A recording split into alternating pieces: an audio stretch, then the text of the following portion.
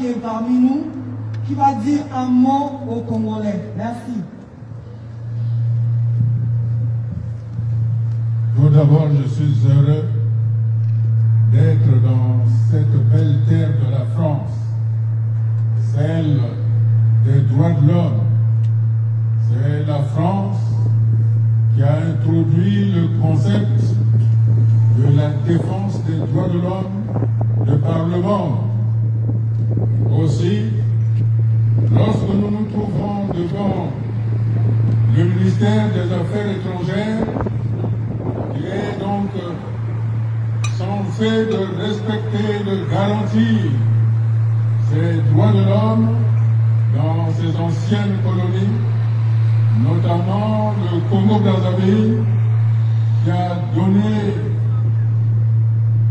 l'honneur, la gloire à la France, parce que si Brazzaville n'avait pas accueilli la capitale de la France libre, tous les peuples du monde parleraient aujourd'hui allemand. Or, c'est grâce à Brazzaville qu'aujourd'hui la France est la France. Sans Brazzaville, la France ne serait pas la France. C'est pour cela que nous, Congolais, avons hérité de cet espoir d'être Congolais comme les Français sont fiers et heureux d'être Français. Nous aussi, nous voulons être Congolais et d'être fiers d'être Congolais. Et non qu'on nous soumette par un dictateur qui n'a rien produit au bout de 37 ans de pouvoir. C'est pour cela que nous avons l'espoir que la France et notamment son représentant au niveau extérieur, c'est-à-dire M.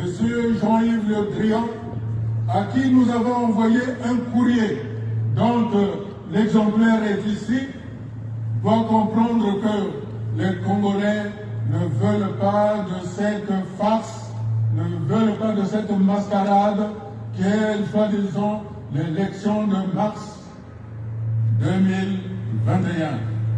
La France doit comprendre qu'il y a d'autres Congolais, il y a des hommes et des femmes capables de défendre les intérêts de la France et les intérêts de ses lobbies. Monsieur Sassou n'est pas le seul. C'est pour cela, je le dis de manière claire, que d'une façon ou d'une autre, la désobéissance civile au Congo va s'exprimer. Et lorsque la désobéissance civile s'exprime, il s'ensuit inexorablement la vindicte populaire.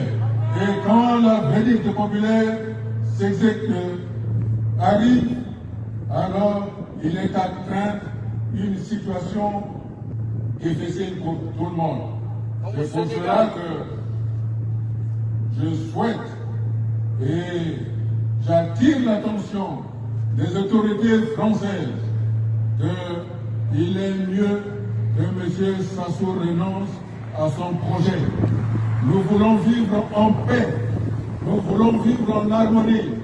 Et il est triste de voir que nous, Noirs, nés français ou tout simplement africains vivant en France, sommes obligés de crier que la France est devenue un souteneur des États terroristes. Parce que M. Sassou est un terroriste, M. Sassou est un génocidaire et vous le savez très bien. C'est pour cela que je demande aux Congolais qui sont à l'extérieur comme qui sont à l'intérieur de ne pas fléchir.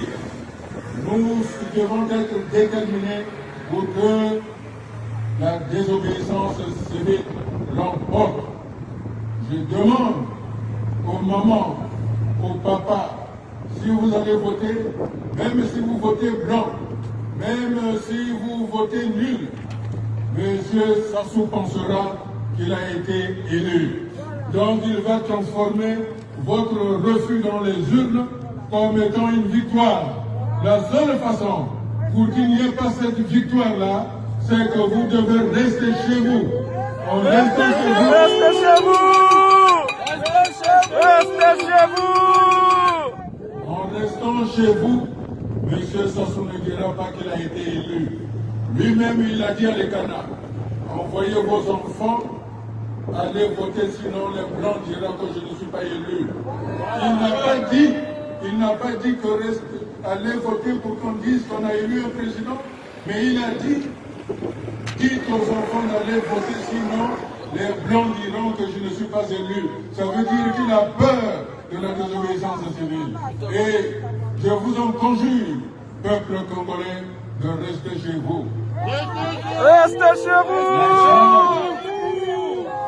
Restez chez vous. La France est un partenaire. La France n'est pas un ennemi des peuples. La France est un allié. Comme Brazzaville a été la capitale de la France libre, qui a permis à la France d'avoir de l'honneur, de ne pas fléchir devant l'Allemagne nazie. Nous disons que depuis Paris doit être la capitale du Congo libre.